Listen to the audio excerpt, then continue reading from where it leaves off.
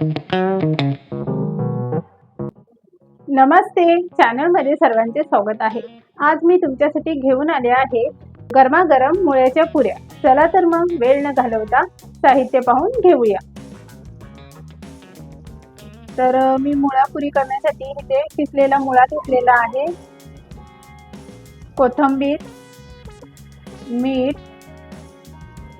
हिंग, जिरे, धना पावडर, हळद, मिरची पावडर, तेल, गव्हाचे कणिक आणि पाणी।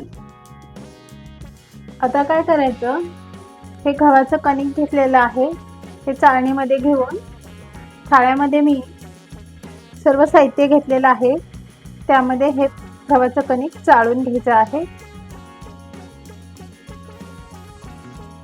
आता यामध्ये 1 चमचा तेल घालायचं आहे आणि आता सर्व साहित्य मिक्स करून घ्यायचं आहे आणि गव्हाचं कणिक हे छान असं मळून घ्यायचं आहे, त्याचा एक उंडा करून घ्यायचा आहे।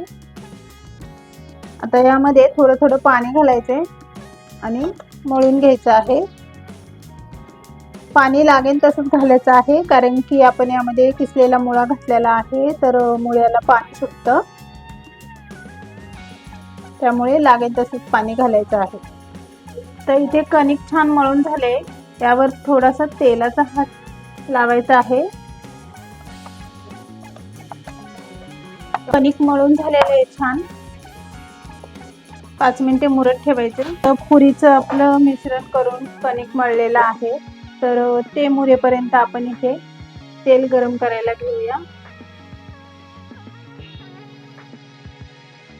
तेल गरम होईपर्यंत इथे आपलं गव्हाचं कणिक 5 मिनिटे झालेले आहेत मुरून। यात तेल गरम करायला ठेवलेलं आहे आणि आपण आता ह्या कणकेचे उंडे करून घेऊया पुरी लाटण्यासाठी।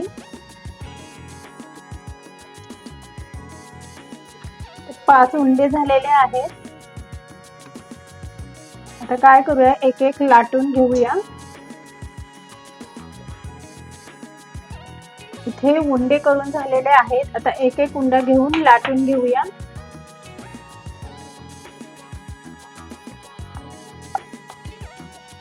छान अशी पोळी लाटून घ्यायची अगोदर,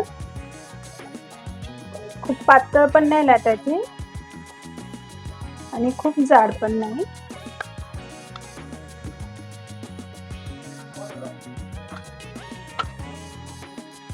अशा प्रकारे लाटून घ्यायचं आहे आणि नंतर काय करायचं, ग्लास घ्यायचा आहे, ग्लासच्या सहाय्याने पुऱ्या करून घ्यायच्या आहेत। अशा प्रकारे सर्व पुऱ्या लाटून घ्यायच्या आहेत।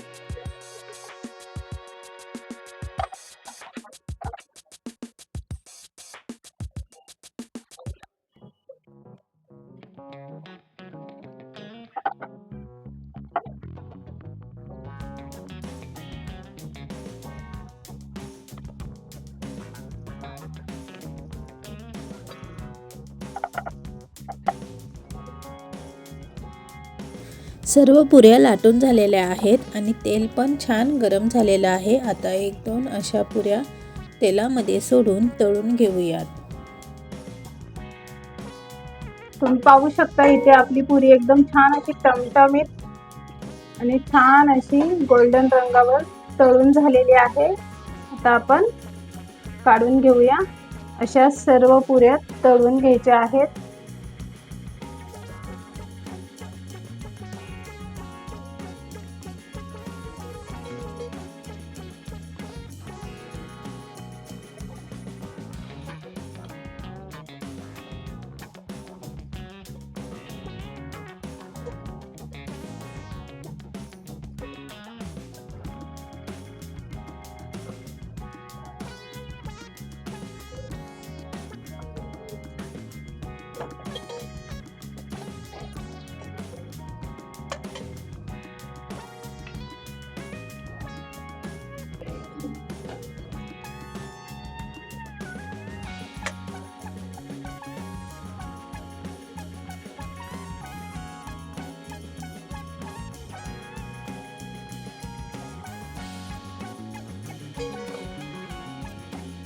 अशा प्रकारे सर्व मुळ्याच्या पुऱ्या तळून झालेल्या आहेत.